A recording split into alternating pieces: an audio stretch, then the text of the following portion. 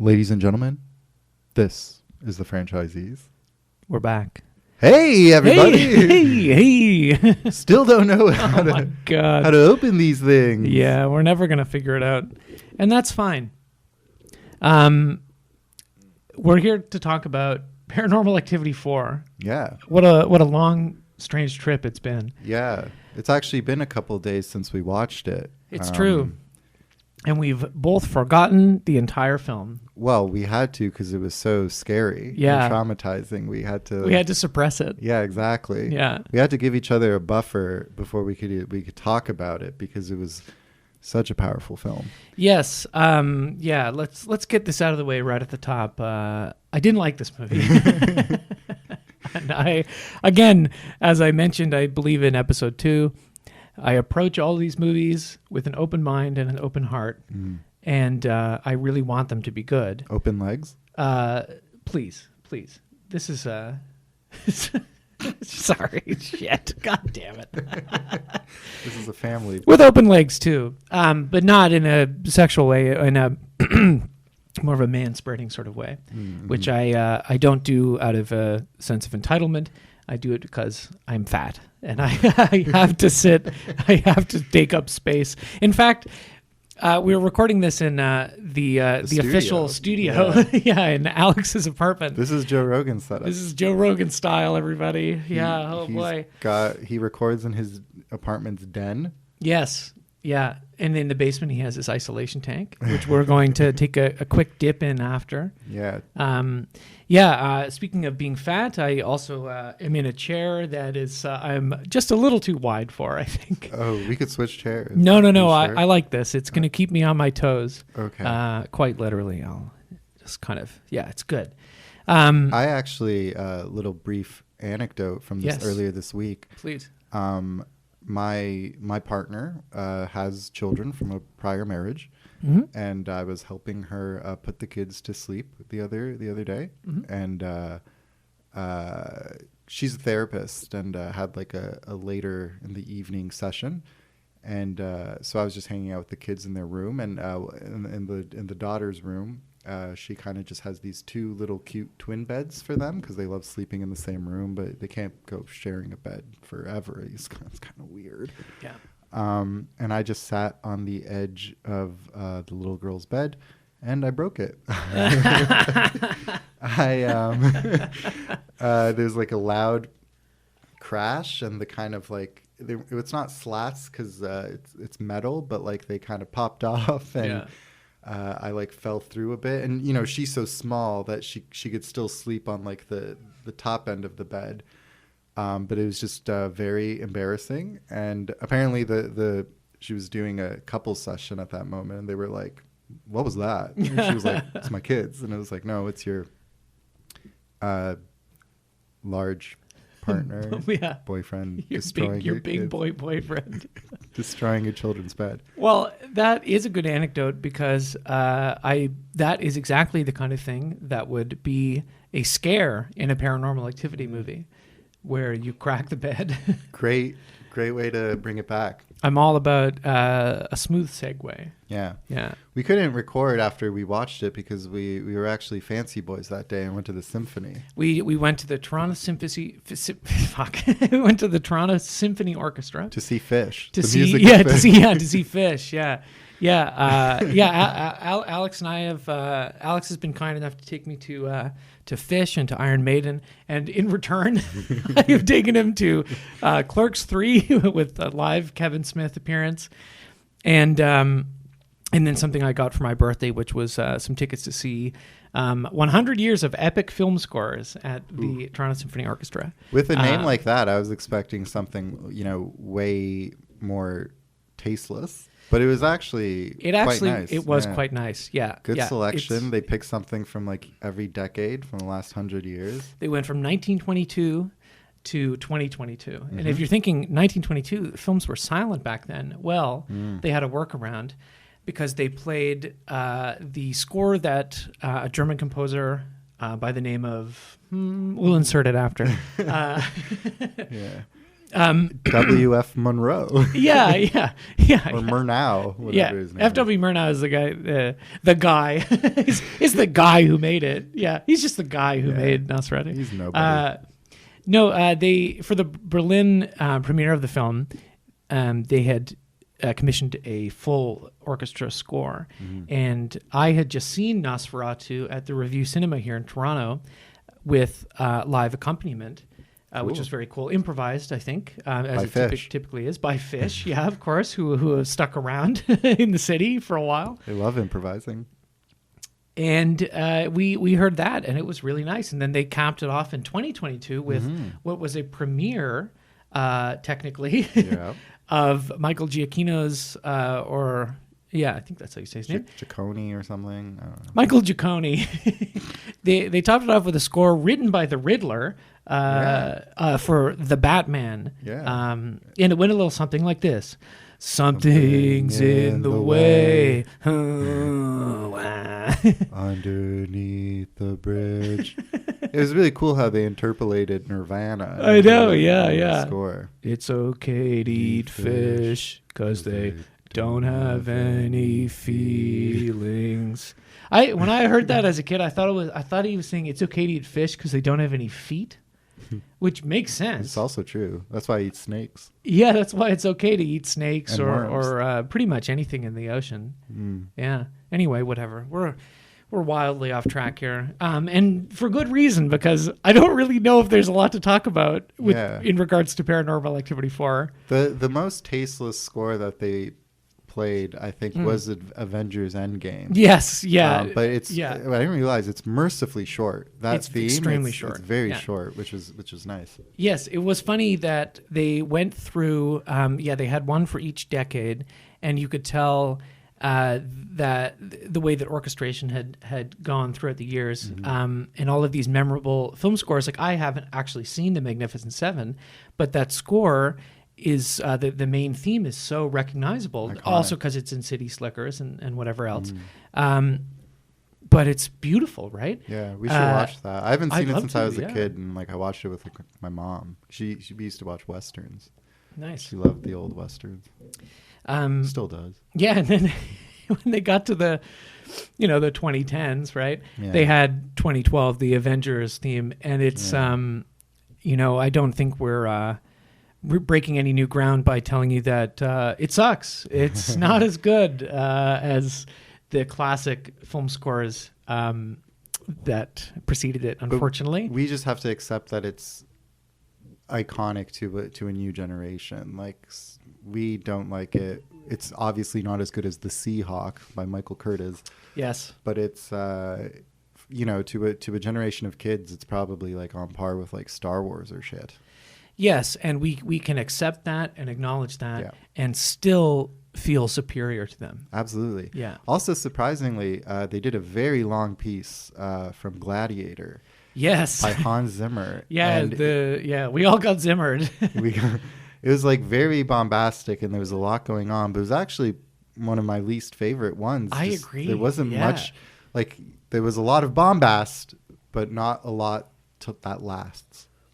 Yes, which I think is indicative of his sort of style, and maybe also his the way that he writes those scores. I don't know if it was the same in 2000 as it is now, but right there, that's kind of the thing with him is like, his name is on, is in the credits, but the Hans Zimmer factory produces, a bunch of unpaid interns are writing the notes and so on. He's kind of like Rick Rubin, where his name has like a bit of cash, but it's typically just kind of loud. Yeah. Like the way that Rick Rubin albums, they were once accused of being like really compressed, the compression wars. To this day, like I remember, going back to one of our favorite topics, RHCP. Yes. I remember being in high school. What I got, you got to give and put it in you. Put it in you. And then what does Krusty say? It's like, couldn't you change it to what I've got? I want to love. You want to love and hug and kiss you. This is the Simpsons quoting podcast. Actually, Alex is sitting behind the classic dorm room / basement family basement poster. I got this when I was a kid. It was a birthday gift when I was like 8. I love that poster. It's You just know all the the one, Simpsons everybody. It's characters on the yellow yellow, poster. yeah. It's all the Simpsons characters. We've got. Let's list every one of them. That's what we're gonna do this episode. Yeah, we've got Marge's mom. there's something in this poster that no one's. What is that? Nobody knows what that is. What? Look, like right up. That guy's the counselor, the school counselor. No, next to his head. I can't see. There's it. like a little green thing. Okay, I'm going to leave the microphone to take a closer look. Ben is leaving the microphone. Look at that. What is that? It is a little green monster. Yeah. It appears it doesn't really have its own section. It looks like they just had to fill in a blank space. I don't think that's anything. Yeah, right. Yeah, you're like right. I've pointed that out to everyone over God. the years. My dentist when I was a kid, he had this in his dental office. He was a kid's dentist. What are they called again? Kids dentist. Kids dentist. Yeah. And I remember asking him, and he didn't know. And I was like, man, if you don't know, a man of medicine. A slightly lesser than doctor. That's what dentists are, right? No offense. Tooth doctors. They seem to have filled out this poster. We will be getting to Paranormal Activity 4 in just a moment. They seem to have filled out this poster with a lot of the various Homer cousins and so on from the one where Lisa thinks that she's going to be stupid forever because she's a Simpson or whatever. And I really like those designs. I play a millionaire at parties. And all that other stuff. Well, I stand in front of cars and then sue the driver. There's so many good characters. I wish instead of Paranormal Activity 4, we had just watched a couple of Treehouse of Horrors, which I would say would be scarier. Yeah? Yeah. There were a few that really scared me when I was younger. Like what? Well, I'm glad you asked. I actually made a list, I think. Just my life is making lists and rearranging DVDs. This is what I do. A lot of lists you can make. Shopping lists? Shopping lists, yeah, of course. Clown Without Pity, that's the one where the Krusty doll tries to kill Homer. Oh, yeah. That really scared me because it was like a toy with a knife trying to kill you. The doll is also cursed. Yeah, exactly. Terror at 5.5 Feet, that's the Twilight the gremlin. Zone. Yeah. That scared me for a few things, like nobody believes Bart. And I found that really frustrating. Yeah. And also, it's when it holds a Flanders severed head. Yeah. That's kind of fucked up, right? Nightmare Cafeteria, where the kids are killed and eaten. Yeah. I think that's pretty self-explanatory. But especially at the end, when Milhouse falls into the blender and dies, I found that quite uniquely upsetting. Something will save the two Simpsons children. Yeah. And then the year after that, Nightmare on Evergreen Terrace with Willie as Freddy, because you're afraid of Scottish people. I am Scottish, and it's a self-loathing thing. Absolutely. Yeah. I found that really scary. I think I understood who Freddy Krueger was and how he that he killed people in their dreams. Famous serial killer. Famous serial killer and pederast. I knew that. Before I had seen any of the movies. And I had nightmares about Freddy Krueger before I had even seen the movies. Seems appropriate. Yeah. I remember I vividly had this nightmare where he's like eating me or something or whatever. And I just remember being like, just kill me already, you bastard, It's like I hadn't seen any of these movies. I don't know, it's so stupid, And he's like, I'm gonna get you, bitch, It's like, it was This is the Rick and Morty podcast. It's the Rick and Morty podcast. We're here to talk about Rick and Morty season. What season are they on now? 5? Maybe 5? 6? Anyway, some of the best Rick and Morty episodes yet. Rick is like, hey, Morty. And then Morty's like, I don't know, Rick. Oh, yeah. Oh. He's a Szechuan sauce. Yeah. Oh, that was epic. You know what else was epic? And I think we'll both agree. Pickle Rick, right? Oh. Do you remember when he turned himself into a pickle? I'm Pickle Rick.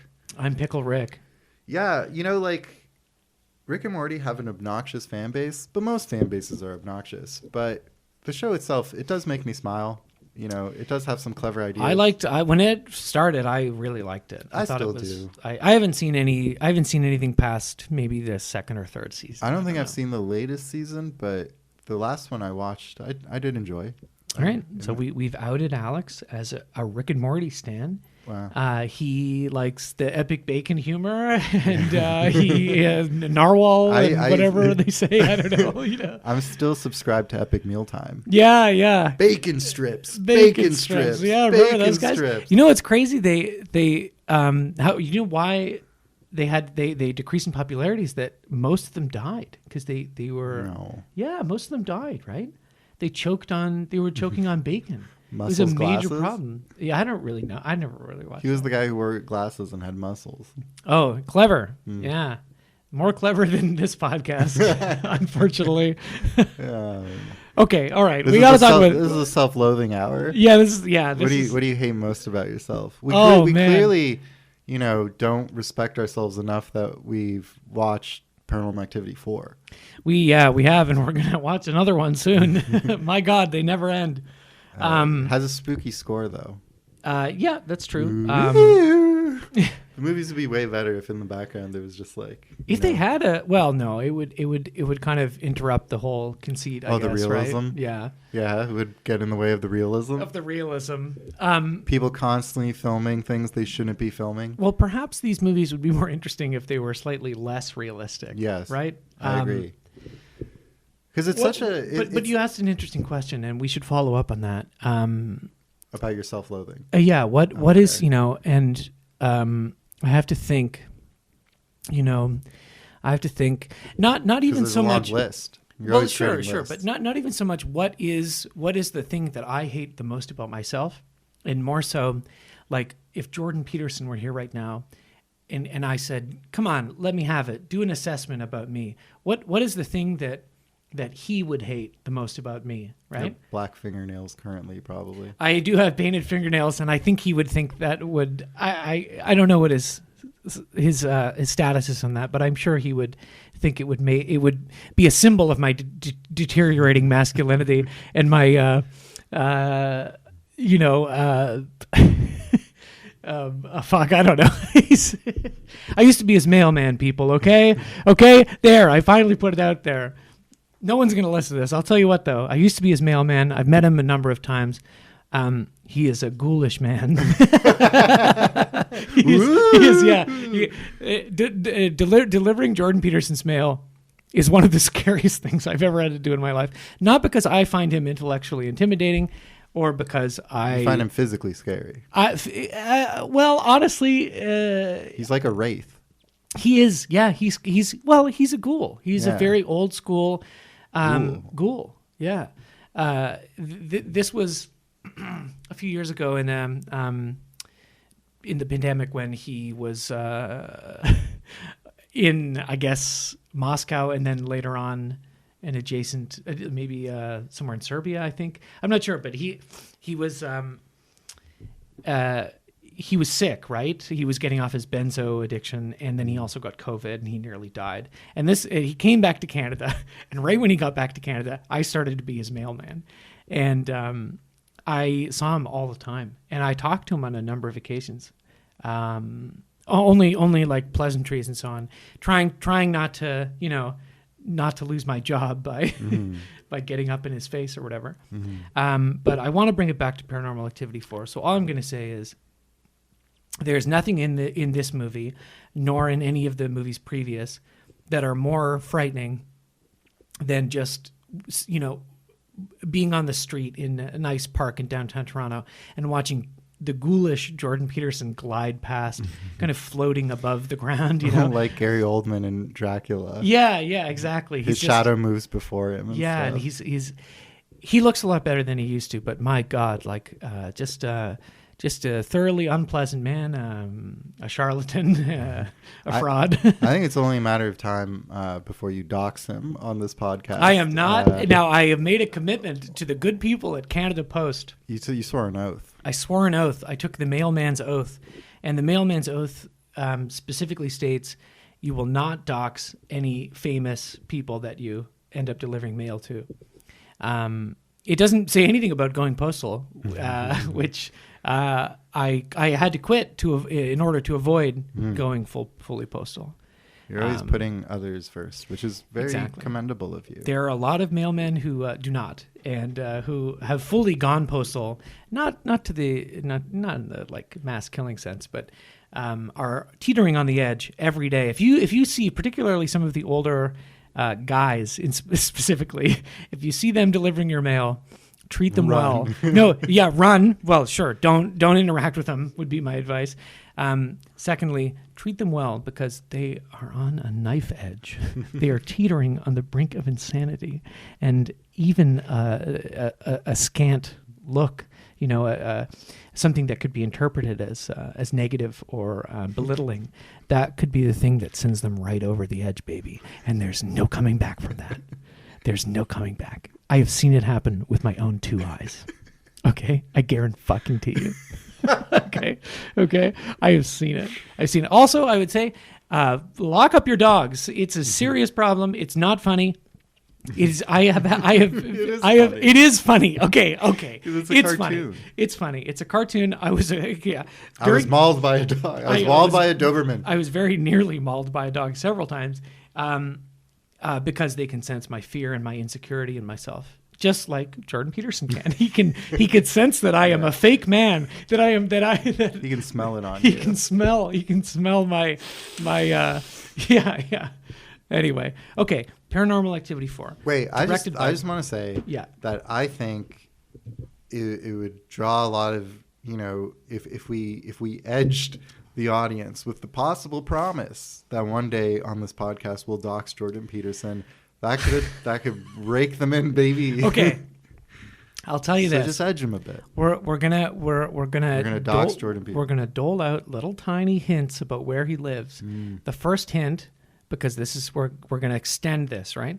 The first hint is that he lives in Toronto, Ontario. Okay. Next episode, we're gonna get more specific. Everything I say starting now, if you take the first letter of the word. Yep. You string them together, you will find a description of how to find Jordan Peterson. Starting now. Let it begin. Lib. What? What are you going to... do you think you could actually do that? No, I was saying that let it begin would spell out lib. Oh. I found kind of funny. You're right. But anyway, yeah. So... PA4, want to give them the quick overview? No, I don't, Alex. I'll do it. I'll do it. I'll do it. Something we can mention right off the bat. Schulman in use? This is a Schulman in use joint. Drop the ball. The mark of quality. All the good... Yeah. The good... the fuck is the word I'm looking for? Like, the goodwill that they mustered with PA3 among the fan base, among the paranormal activists, not so much me, but better than 2. They squandered it big time. Paranormal Activity 3, as we mentioned, has a couple of formal devices, I guess, or setups, camera setups that I think are interesting. And this one, one does not.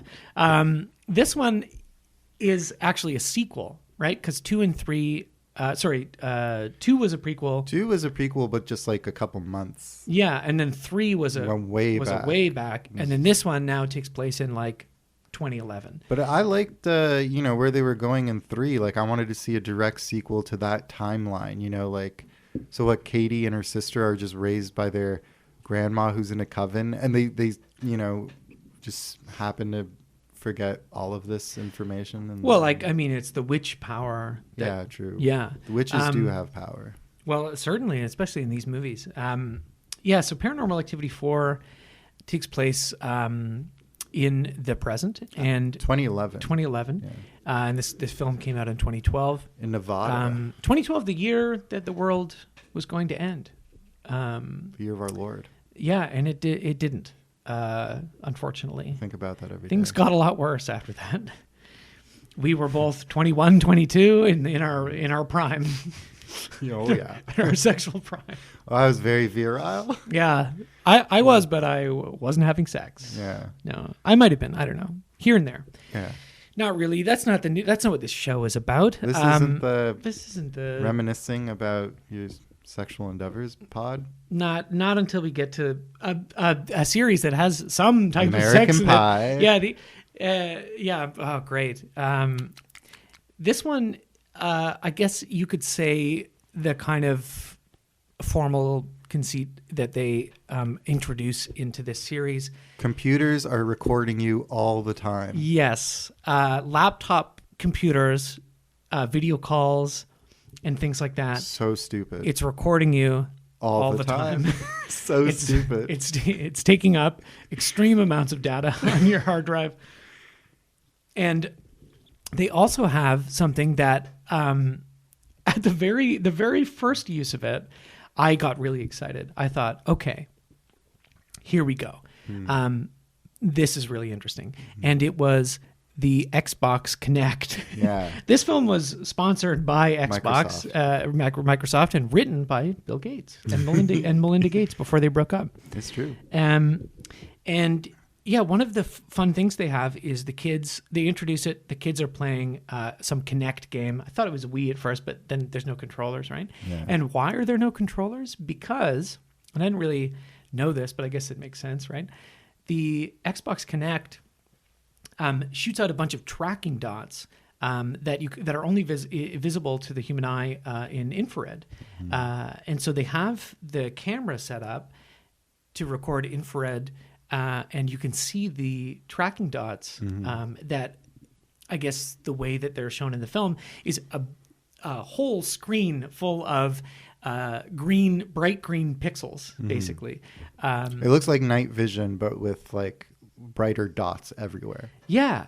And the first time it happened, I thought, this is really cool. Now we're cooking oil. Yeah.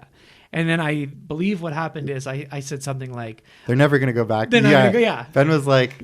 I bet you they do that once and it's like too cool and too smart and they never like do it again. To the contrary, they brought it back so many times and like very little happened and it kind of hurts your eyes. It is difficult to look at for extended periods of time. Be careful what you wish for, folks, right? Because it really ended up being annoying. Yeah. And it took a long time for any sort of like ghostly sort of activity to be brought into that Kinect sort of frame. I'm just really happy that, the Kinect is getting some love. Here's an underutilized piece of, gaming hardware. It was for the Xbox 360 and it was just this little camera you put up, obviously to compete with like the Wii. And then like PlayStation had a bit of their own motion Move. thing. Yeah, and it was like you had to hold this little controller that kind of looked like a butt plug dildo. It looked like a magic wand. Yeah. Yeah. It looked like a Hitachi. The old school Hitachi. I've got one in this filing cabinet right behind me. The Hitachi? The Hitachi. Alex has sex, everybody. Yeah. Well, no, I just use it on myself. Alex uses it on himself, everybody. And as well as a PlayStation Move. Yeah. Yeah. No. You mix them up sometimes, right? But just underrated piece of hardware. It would track your body and you could play games just using your corporeal form. Yeah. And it was cool and just happy to see Kinect representation in the film arts finally. Yeah, because the Wii took up so much space in the collective consciousness. Yeah, exactly. Everyone was talking about it. We. Yeah, you'd be playing. There are scenes in movies where people are playing Wii bowling and this and that, right? But Kinect, not as much. No, because you kind of look like an idiot. Definitely. Yeah. But of course, if you have Bill and Melinda writing the script, like they're going to put Kinect in there. They're always trying to push the product. Speaking of the script. The story of PA4. Tell me. Let me set the scene. Please tell me. I don't remember. Nevada. Somewhere in Nevada. Yeah. And there's this family. And there's the teenage girl named Alex. Whoa. And then her friend, who's like a film nerd, is named Ben. Do you hear that? Alex and Ben. We're through the looking glass, people. Yeah. Like, this movie spoke to us. Alex and Ben. Those are our names. Coincidence? It is a coincidence. I think not. No, I think it is. Oh, okay. Yeah. But So there's this family in Nevada, and some creepy shit happens across the street where this single mother is living with some kid. The kid's name is... Oh, shit. We should have written that down. The kid's name is Robbie. Robbie, yeah, that sounds right. That sounds right, yeah. Don't look it up. Take it from us. We know what we're talking. We're professionals. The kid's name is Robbie. Basically, instead of having a creepy ghost, you have a weird little kid. Yes. You have a weird little kid with a dumb haircut who is like extremely off-putting. Yeah. The kind of kid your friend would bring, or your own kid would bring over, right? I don't know. And you'd be kind of pissed off at your kid. Yeah, you'd be like, really, you're friends with this wiener? It's a bit. I guess it's a bit of a charity case. Yeah. Right? Well, because it opens and there's like an ambulance across the street to where this kid Robbie lives, and apparently they cart his mom away. I don't think an ambulance can just take like the mother away and then like leave a child there, but sure they can. This is America, baby. This is Nevada. Yeah. Them's Nevada rules. Absolutely. So then this creepy kid Robbie stays with the protagonist family, and spoilers. Obviously, we're all watching along. This is like a book club, but a film club. You should have seen the movie. He is like one of these coven babies. Coven baby sounds like there was a rash of coven babies in the 90s, but he's a coven baby. And what's the demon's name again? Toby follows the kid around and starts influencing like this family and shit. And then you find out that like his mom, who was like in the hospital and stuff, is actually Katie, who has been on the run, on the lam since murdering Mika, kidnapping Hunter back in 2006. And apparently she's just been going around renting houses in communities. And no one's been like, are you the missing Katie who murdered Mika Sloat? Yeah. What I assumed is like did she kill the mom of Robbie and then take over that I don't house? know. I literally the deeper this stupid lore gets, the more confusing it is, but just kind of hackneyed, and none of it makes a lick of sense. She's been on the run for 5 years. We thought Robbie was Hunter for a while. Well, and I think that is what you're supposed to think. I think the film is like, okay, this kid, he's creepy, he's communing with ghosts, he's probably Hunter. And then what we end up finding out is that this family's kid named Wyatt, he starts to get influenced by this ghost, and he goes around saying, I'm Hunter, and he ends up writing it on his closet wall. And then we learn he's adopted, and so that's Hunter, right? I guess. Which I don't like. Why? I don't know. Why did he have to be adopted? Yeah, how did he wind up like in an orphanage? Like Katie abducted him and then gave him up for adoption? I'm not sure. We don't know how this coven operates. We don't know how. I know how. And stupidly. Listen, what might be stupid to us, right, is actually like 4-dimensional chess to the coven. Schulman and Eust. Oh. Yeah. To the coven. Right? Yeah. We don't know the witch's brain. We're gonna go all the way back to the to like a Salem witch trial sort of thing. Like, this is very Haxon. Yeah, well, what a movie neither of us have seen. Yeah. Yeah. But from what I gather from the back cover. From what I've seen on the Criterion little videos where they're like three reasons why you should watch Haxon. It's spooky, it's scary, there's early 20s nudity. We're gonna watch that a Halloween movie marathon that we're having this weekend.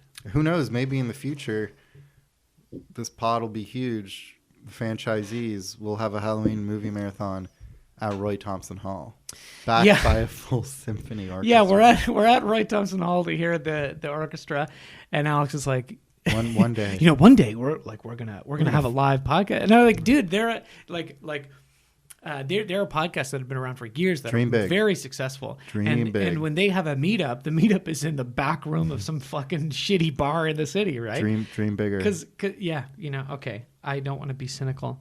I like the show.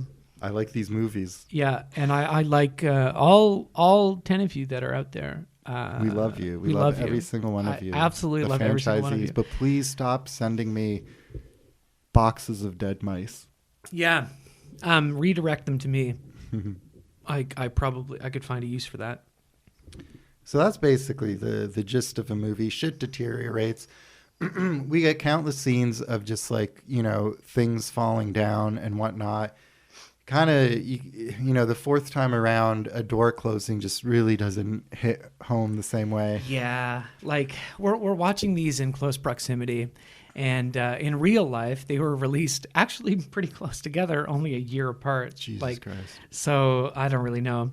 One thing I want to talk about here is, in keeping with the tradition of the series, a few things. The dad is a deadbeat dad again, like maybe not a deadbeat dad, but like an idiot, right? Yeah. So what one early scene we see him critiquing his daughter's Halloween costume, like, "Hey, you're really gonna go out wearing that? Like, put on some freaking pants, Not my daughter. Not my daughter." And then later on, they're at a family picnic, and he shows up late, and he brings some store-bought cupcakes, and he's like, "Huh?" And the wife's like, "Fucking great, thanks a lot." You kind of see them have an argument. Yeah, and then there's that. I guess that sort of set up later on one of my favorite moments when Alex and Ben, which is still kind of weird. It's still the actually scariest thing that's ever happened in these movies. When they're really kind of getting into it, and they're doing that obligatory scene where they're like researching about demons and this and that, and they find it instantly. Yeah, and they're looking at some of the footage, like the Kinect footage, and something whooshes past. Right. And they show the dad. They're like, "Dad, come in here. Like, look at this, right?" And he looks at it. Right. And he's like, "Wow, the things you kids can do with video editing these days." And they're like, "No, Dad, like this is like raw footage. This is we captured a ghost." And he's like, "Yeah, wow, like you crazy kids. Final Cut Pro 7, pretty cool." Like because the movie was also written by Steve Jobs. Yeah, in a rare collaboration between the Bill and Melinda Gates Foundation and Steve Jobs. Rest in peace. But when did he die? Did he? No, he's not actually dead. No, but the reason is because there's a line early on where her friend Ben is over and he's filming something and he's like, "Oh, you're making another movie?" So it's kind of established that Ben is a high school, I don't know, film guy. And just like me. Just like this is getting kind of crazy. It's weird, man.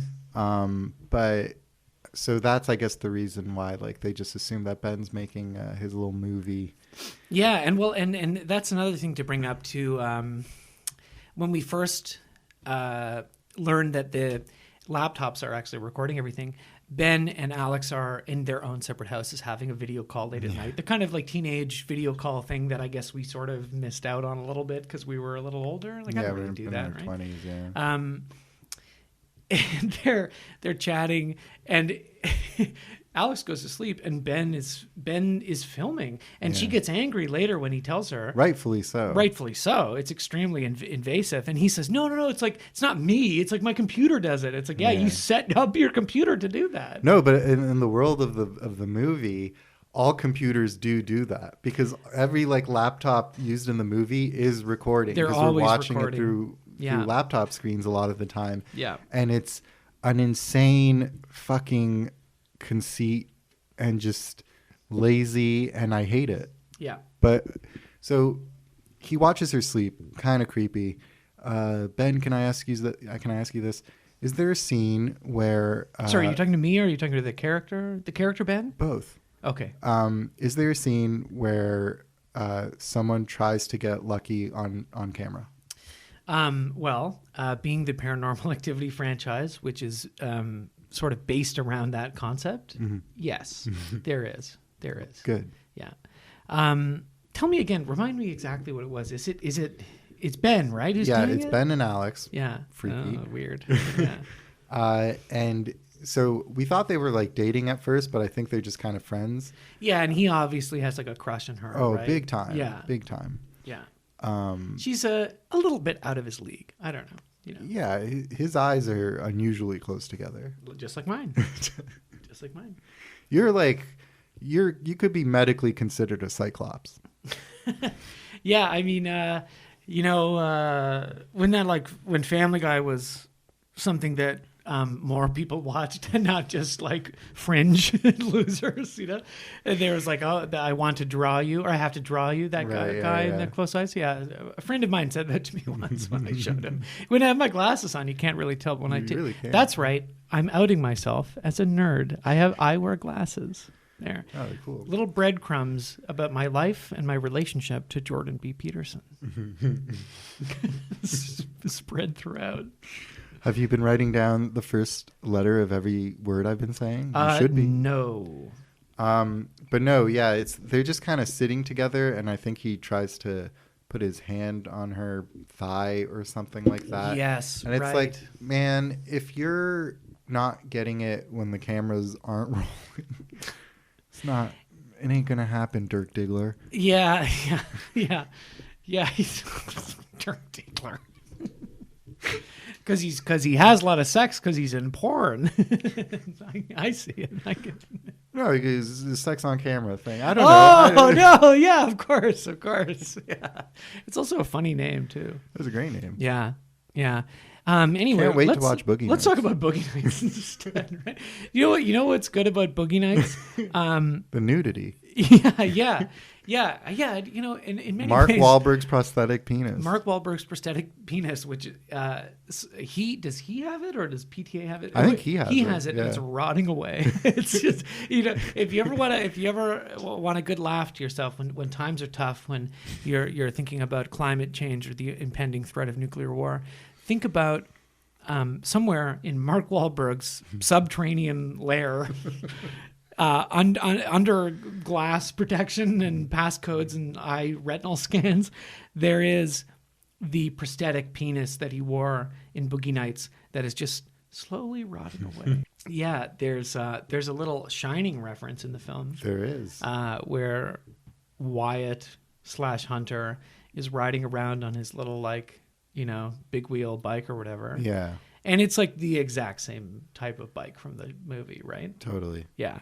And it's even got a little flag and stuff. And you're like, oh, yeah. It's like, I don't know who says it, but it's like that thing of referencing significantly better movie in your bad movie. Yeah. And you see it and you're like, oh, I wish I was watching The Shining. I think I caught a reference or two to Paranormal Activity in this one. That's crazy, man. Yeah. Yeah, no way. Yeah. There is also a reference to no, never mind.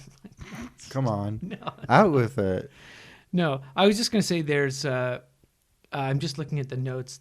There's the scene where the weird little kid climbs into bed with Alex, right? Right. And we were joking. It's like who is this kid? Casey Affleck? Okay. Hey. Oh. That was a good one. Like an old, that's somewhat of an outdated reference, I suppose. But he's still around, you know. He's still acting. Does he? I haven't seen him much, but he's you know, Manchester by the Sea. He's out there. So yeah, like, you know, as things do in these movies, everything kind of deteriorates, falls apart, and then Katie starts showing up. Once the little kids go over to the house across the street and see that Robbie's mom is actually Katie, the Katie. Yes. And then she's back. She's back. Our favorite. Oh yeah. There was a scene where she kind of steps into their living room at night and it's through the Kinect thing, because the Kinect is also always filming you. Everything is always filming you all of the time. And it's not like it's about that, right? Like it's not like it's trying to say something about the surveillance state or something. It's just the way the world works. Yeah. Yeah. Isn't this great? It's not signing off on it, but it has nothing interesting to say about technology filming you or spying on you or anything like that. But there's a scene where Katie walks in the nighttime in the Kinect, and I was like, who is that? But you almost instantly could recognize it was Katie. Yep. From her feet. Yeah, of course. Yeah, I said recognize those stompers anywhere. Yeah. Her beautiful, beautiful feet. Yeah, of course. But yeah, she's back. She starts kind of like effing and jeffing around the house without them knowing. eventually, I think she's the one who just kind of slaughters everyone. She kills most of the family. Yeah, she snaps Ben's neck. Yeah. Just like she snapped her brother-in-law, I guess, in 2. She also super punches someone in the groin again. Yes. In the second one, she crotch shots her own sister, I think. Because I was just listening to that one. I think you had said it was a stomach, but now that you've seen it a couple times, you refined it. She hits everyone in the crotch. I think she's one-punching people's groins so hard so they fly upwards. Into the air. Yeah, and they're dead. Yeah, she punches the soul out of their groin. So in the second one, it's her sister, and this one she crotch shots the husband. Who is it again? Or is it the mom? Someone. Or it's it's somebody like that. The mom gets picked up and flung and dropped. Flung. It's like. By unseen forces. By unseen forces. It's kind of anticlimactic, I guess. And she punches the dad a couple of times.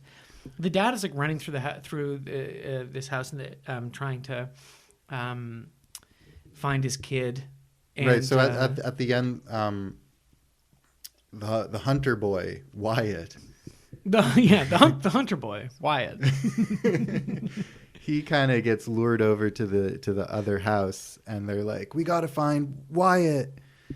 So at this point, Ben's neck is snapped. The mother is flung. The dad and Alex go over there to try to find him. Dad gets his dick punched off. Yeah. Dies. Yeah. And then Alex finds Hunter Wyatt and HW. Mm-hmm. And this is my son and partner, Hunter Wyatt. I think you'll agree I'm an oil man. I've come to this town to rid you of ghosts. I've abandoned my boy. I've abandoned my child. but because like on purpose, because he's creepy and weird. Yeah. And then I wish there Will Be Blood 2 so we could talk about that. Well, we could just do the Paul Thomas Anderson. This is it. Boogie Nights. There will be blood. Very, very like after 3 series of having to watch like Hellraiser 7 and whatever, we're gonna be like, you know what, franchise, let's just make it whatever. It's a fluid word. It's a fluid word. It is. We can also do one-offs, Yeah, for the Patreon. For the Patreon. Sign up, patreon.com/ It's not. Yeah, it's not we don't have one of those. But don't worry about it yet. But no, maybe someday. We got you. We could do, if we do a There Will Be Blood podcast, excuse me, we'll have to do it. The gimmick, because there has to be a gimmick. The gimmick will be, we'll do it entirely in Daniel Plainview voices. Mm-hmm. Yeah. If I have a podcast and you have a podcast and my mic reaches across the room and records your podcast, we all know how it goes. What happens, I think you'll agree I'm a podcaster. This is my son and podcast. HW podcast. Pod. Why don't I cast Pod? We're just like, it just degrades. Yeah. Anyway. I'll be Eli Sunday. Yeah, that'd be great. Daniel. I'll smack you around. I'll rub your face in the mud. It's great. It writes itself. Yeah. But Alex is running around the spooky house. Actually, when she's running around the spooky house, I was getting little callbacks to Blair Witch Project. It's the only tense part of the movie, right? And it's lifted kind of from Blair Witch. Well, yeah, it's just someone running around an empty house in night vision, Blair Witch. Right? Yeah, pretty much. But then she finds the little boy, is attacked by Morbius Katie. Katie's gone full Morbius. Yeah, she's gone full Morbius. She's got the face, the etc. Yeah. She jumps out of a window, and it's actually kind of funny. She turns around and just sees like 24 women. Oh no, it's got to be more than that, right? Because I remember it's a really brief shot. She like sees like the coven of witches, and it's a lot of it's like maybe 24 real witches, and then like digital doubles past. It's like a full like 50, 60 like women, right? Yeah, it's Yeah. like that It's scene it's like way too many people. in Werkmeister Harmonies with the marching Hungarians. It's a yes. It's So very, it's very calling back much, to Bellatar's film It's, Werkmeister it's Harmonies. very much like a Bellatar shot, yeah. Except instead of lasting for 10 to 15 minutes, it lasts for 1.5 seconds. yeah, 2 seconds. And then Katie does the thing she does best and snarls at the camera and kind of lunges towards it with Morbius Aphex twin face. Going Yeah, on. hooray. That's how it ends. Hoorah, doo-dah, doo-dah. Fucking useless movie, Stupid boring movie. Houston Schulman, they really let me down, right? Because I thought, like, you expected more from the merchant Ivory of the 2010s. Yeah, exactly. The oh shoot, I can never think of two other people. Oh yeah, the Coen Brothers. Yeah. Yeah, Not a good movie. Not great. It does seem, and again, I don't really know much about the series, as we've stated. Neither of us have seen any of these sequels. But the next one abandons the numerology. It does not go. It's not called Paranormal Activity 5. It is Paranormal Activity: the marked ones, and it appears at least that it's a full new set of characters. Mm-hmm. And then after that, the fucking ghost dimension. You better believe it, baby. No sleep till do ghost dimension. I fucked that up, but What? Wait. What was that again? Oh, that's No Sleep Till Brooklyn by Right, the Beastie Boys, right. but No Sleep Till the Ghost Dimension. Yeah. We make this promise to you now. We're not going to sleep until we get to the ghost dimension. And even if it takes a couple of weeks, I don't know exactly how long the human body can last without sleep, but we're going to test that limit. Hell yeah. That's a promise. Count on it. Just like that and the eventual doxing of Jordan Peterson. Yeah. I mean, if that's how we hook listeners in, so be it, right? Like, I'm not above that. Can I, these movies, they all have this stupid stylistic choice of these, very nonsensical jump cuts. Yes. That are yes. They're designed to kind of make it seem like this is real footage. But if that was the case, if that was unedited footage, then literally the person who's filming asks someone a question and then stops filming while they're mid-sentence. It doesn't make any sense. These movies present themselves as if they're edited by someone who just really doesn't care what you have to say. You know what I mean? Yeah, It's shut up. The first two, at least, make some sort of reference to how it was compiled. The post-production was compiled by a police department, and then they abandoned that, so they don't really bring it up. But if we are sort of buying into this found footage conceit, and that somebody, a third party not related directly to these events, is compiling this footage, it is a little weird that they make certain editorial choices, like cutting people's lines of dialogue off. Mid-sentence. Yeah, and it doesn't... I think we brought this up in 2 and maybe in 3. There are certain choices that you might think are related, have some sort of, thought through directorial kind of purpose to them. But they don't. They don't. They don't. It seems there are times where a shot will cut or a line will be clipped, and there is no sense of it being done so for any sort of purpose. It's not to advance something along, or it's not to. I'm not saying everything has to be everything has to have a reason or a story reason, because I think that's really annoying, right? It's not like that. Yeah. It genuinely feels like an aesthetic error, right? It feels like a mistake.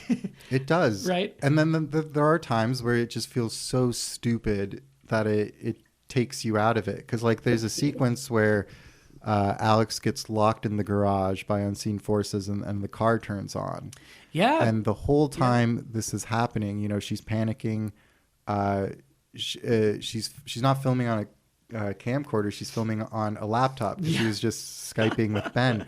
So ostensibly, she's running around with an open laptop, thankfully she puts it down, to right? film everything. Yeah. It's just so dumb though. Like before she puts it down, it's like, close your laptop. Like the whole point of laptops is you can close them because they're portable. But she's just like running around filming herself. It's silly and it's stupid. And I did not like it. No, I did not. Yeah, no, it's all right. It's okay. I didn't like it either. I'm sure eventually there's going to be a time where one of us really likes something and one of us doesn't. Instead of like, maybe I'm trying to find something good about 3, for example, and you're like, whatever. Yeah. Right. But for the most part, I got a bad feeling that the rest of the series is just going to be us being like, oh my God, why? It's also, do you ever think like, the saga of this family, like they're the best documented family in American history. You know what I mean? Like every generation has filmed so much. 'Cause if this is just the spooky stuff that we see, like imagine all the home videos we don't see, but they just film all the time because that's what they do. Ben, he's a filmmaker. And Dennis from 3 was a video guy, and he's filming. It's just like, dude, they just have like a warehouse that has like stores and stores of tapes. Yeah, it's like almost like a Jonas Mekas type thing. You know what I mean? Like they've documented. They're like John Wilson. Yeah. Yeah, they're like it's their version of As I Was Moving Ahead. Occasionally, I saw brief glimpses of beauty, where they're just like, "This is me at the family picnic. My dad brought store-bought cupcakes, and they were not very good. This is me having my hair pulled by an unseen demon." I'm allowed to do that because I've sat through that movie, baby. And not just sat through it. I liked it. I liked it because I'm a cinema sicko. I'm allowed to do that because I sat through you describing that movie shot for shot and re-narrating it in your voice. I wish that would actually genuinely be torturous, right? Because it's shot. If it was literally shot for shot, like it's all, a lot of it is in camera, like 16 millimeter in camera editing. So the sheer amount of shots that I would have to describe to you. Hell yeah. Yeah, and at least that like As I Was Moving Ahead has his narration, and it's finished in the year 2000. He's looking back right on his life. His ones that are more contemporary, like his ones done in the 70s and 60s and whatever, like there's not nearly as much narration. And I saw one of them. Oh, it was Walden I saw, which I enjoyed, but it's I think despite being maybe slightly less, not quite as long as It Was Moving Ahead, like without those little bits of him going like, I am eating a loaf of bread. My family likes bread. It's hard to. There's not as much to latch onto, or to get you through it. But I mean, brilliant filmmaker. Well, listen, buddy. This isn't the Mekas cast. No, it's not the Mekas cast. This is the Paranormal Activity for. Oh God, I wish he had lived long enough to. Well, no, I mean he died recently, so he very well could have directed Paranormal Activity 4. That would have been cool. I am filming all these moments, just filming. That's like what he's, right? It's like shots of him and his family in the park, and he's like, the days go by and the sun is shining. It's like, can you imagine if he had done that for this movie? Like, I would have been stoked. The weird kid is still staying at my house. I don't like him. Yeah. Robbie. I wish he would leave. Robbie or Hunter. Anyway, listen, that's the end of this. We're going to be back. We're going to the marked ones. It's not the same as the Ghost Dimension. So before next episode, make sure you watch the marked ones. Yep. Play along. And suffer along. Suffer along. I don't know. Maybe it'll be good. Yeah. We're about to find out because we might go watch it right now. Ooh. Spooky. I wonder if there'll be characters named Alex and Ben. Maybe. I'll be chasing that high for the rest of my life. I mean, when we figured that out, like, listeners, let me tell you, if you that could was see freaky. how erect we were. Yeah, ghostly white, but not because we were scared, because all the blood immediately flowed to our penis. Densest objects on Earth. Yeah. Anyway, on that note, Have a good one. Have a good one. See you later, guys. Bye. Whoa.